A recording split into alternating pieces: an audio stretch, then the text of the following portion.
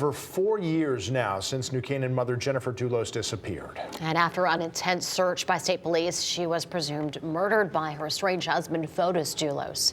Fox 61's Keith McGilvery is sharing how her disappearance has put a spotlight on domestic violence here in our state.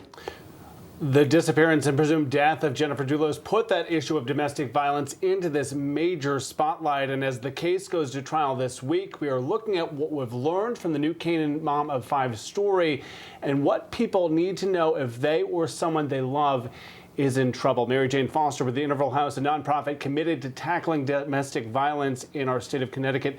Mary Jane, always great to have you on the couch. Sadly, it's on topics like these. We are some 4+ years removed from Jennifer Dulos' death, or presumed death and disappearance. What has struck you the most about her story, do you think? Well, I think what we are grateful for in this tragedy is that her death has shone a very bright light on the issue of domestic violence, of intimate partner abuse, and how, in fact, lethal it can be.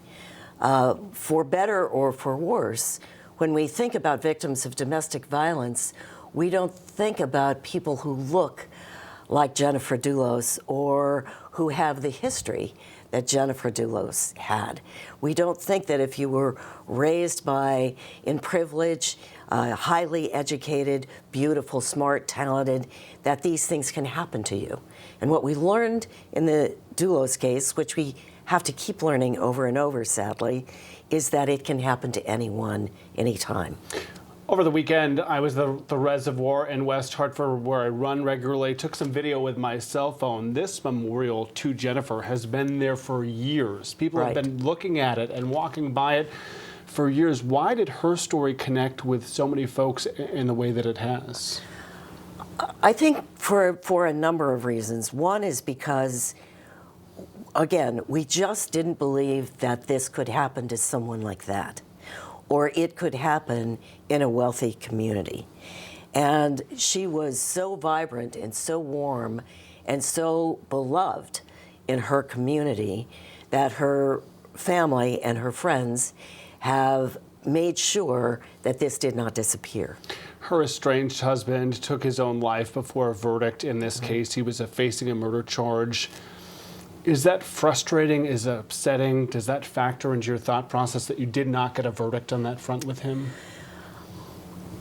I don't think of it that way, because it would be frustrating, constantly frustrating, because so many of these homicides end finally with a suicide.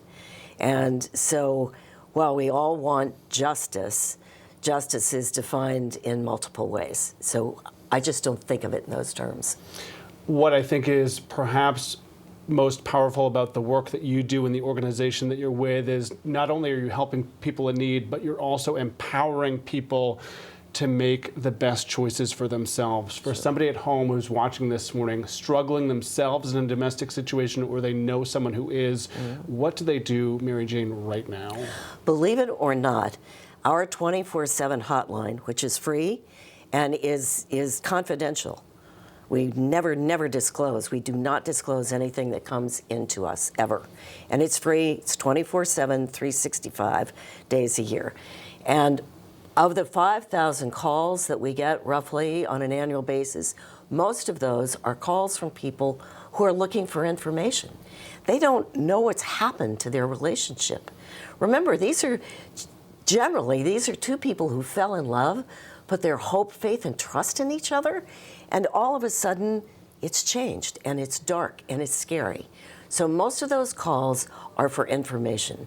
So if you are feeling like something is off, if you are feeling threatened or intimidated, or you know someone who is, call a hotline, the statewide hotline or your local domestic violence agency, and talk to someone. All right, we will get that information on our website, fox61.com. In a spirit of full disclosure, Fox 61 has been proud to sponsor the work that you're doing, so I did want to point that out. As always, appreciate your joining us. Thank you for having me.